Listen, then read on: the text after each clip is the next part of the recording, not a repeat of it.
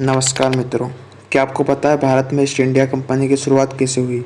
अगर नहीं तो आइए जानते हैं इस वीडियो के माध्यम से। भारत में ईस्ट इंडिया कंपनी की स्थापना 1600 में हुई थी।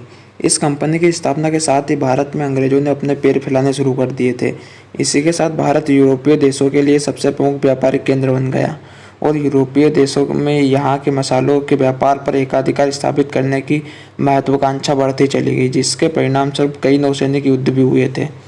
यहाँ हम भारतीय इतिहास से जुड़े उन तथ्यों को विवरण दे रहे हैं जिसमें आपको पता चलेगा कि पहली बार अंग्रेज कब और क्यों भारतीय सरजमीन पर उतरे थे। हम यहाँ बात करेंगे ब्रिटिश ईस्ट इंडिया कंपनी का गठन हुआ कैसे। दक्षिण पूर्व एशियाई राष्ट्रों के साथ व्यापार करने के लिए 1600 ईस्वी में जॉन वाटसन और जॉर्ज वाइट द्वारा ब्रिटिश जॉइंट स्टॉक कंपनी, जिसे ईस्ट इंडिया कंपनी के नाम से जाना जाता है, की स्थापना की गई। साथ ही प्रारंभ में इस जॉइंट स्टॉक कंपनी के शेयरधारक मुख्य रूप से ब्रिटिश व्यापारी और अभिजात वर्ग के लोग थे और ईस्ट इंडिया कंपनी का ब्रिटिश सरकार के साथ कोई सीधा संबंध नहीं था।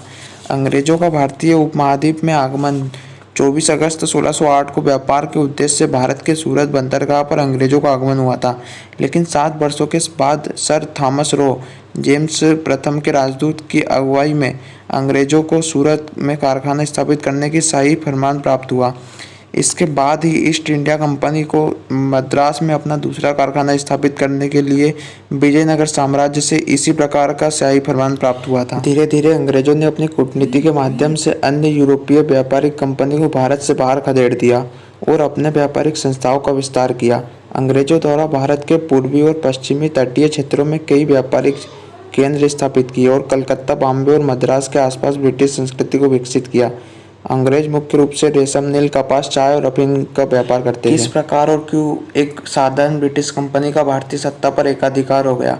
व्यापार के दौरान अंग्रेजों ने देखा कि भारत सामाजिक, राजनीतिक और आर्थिक तौर पर बिल्कुल अस्त व्यस्त है तथा लोगों में आपसी मतभेद थे। इसी मतभेद को देखकर अंग्रेजों ने भारत पर शासन करने की दिशा में सोचना प्रारंभ किया था। सन 1750 के दशक तक ईस्ट इंडिया कंपनी ने भारतीय राजनीति में हस्तक्षेप करना शुरू कर दिया था।